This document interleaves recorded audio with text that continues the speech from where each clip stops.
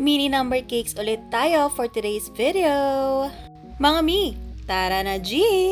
Syempre, hindi palagi mawawala mga mini number cakes natin dahil patok na patok talaga ito sa mga mommies na mahilig na magpa-monthly milestone sa kanilang mga babies. Amazing! At habang nagde-decorate tayo ng mga mini number cakes, pag-usapan naman natin itong post ng customer doon sa picture ng bento cake na natanggap niya. Pinost ko to kanina lang, kaya kung gusto nyong makita yung mga pictures ng mas maliwanag, tingnan nyo na lang yung previous post ko. Pero ayun nga, nag-order si customer ng bento cake na Kuromi design. So art cake siya, gusto niya nakadrawing si Kuromi doon sa cake mismo.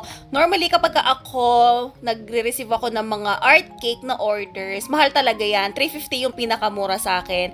And tumataas yan, depende dun sa complexity ng design. Ako mismo hirap na hirap talaga ako mag-drawing sa cake ha, dahil hindi talaga ako super duper na magaling pa. Nagpa-practice pa lang din talaga ako.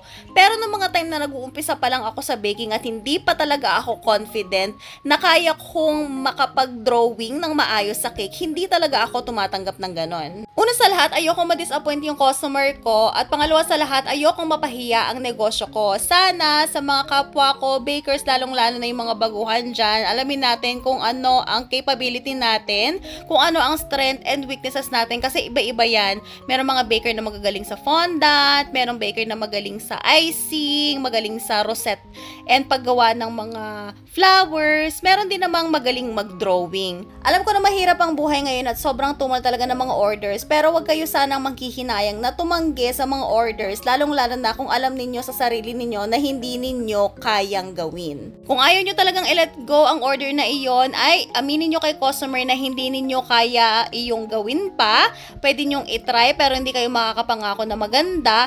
Or, meron nyo ng ibang solusyon or ibang alternative like printed toppers, ganyan. Naku, tumataas ang pitch ko dito sa eksenang ito kasi 'di ba, mahirap nga ang buhay ngayon. Kaya yung 280 pesos, mahal na yan. Isipin nyo na lang, what if pinag-ipunan nyo ng customer, kung hindi man iyon para sa sarili niya, baka pang regalo niya sa kamag-anak niya or sa kaibigan niya, 'di ba? Tapos ganun lang yung quality na ibibigay nyo sa kanya, 'di ba? Nakakalungkot isipin talaga na merong paring mga negosyante na mas priority nila yung kumita, mas iniisip nila okay lang yan, basta kikita ako, bahala na.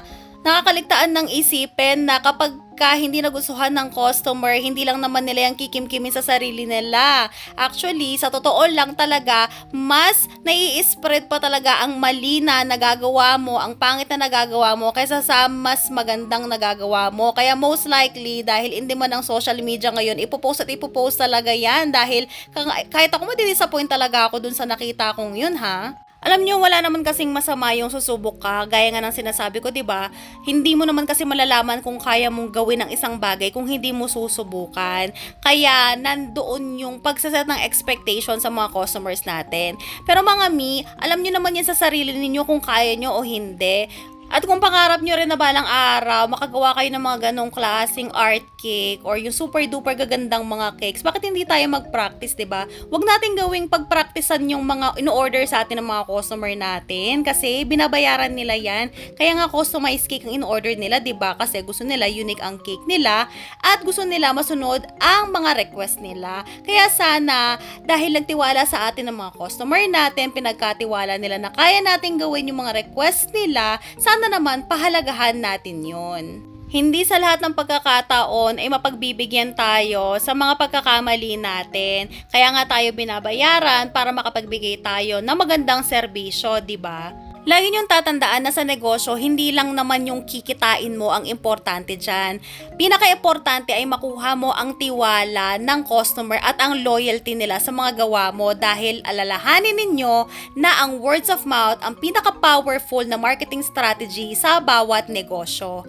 Ayun lang naman for today's video. See you on our next video. Bye!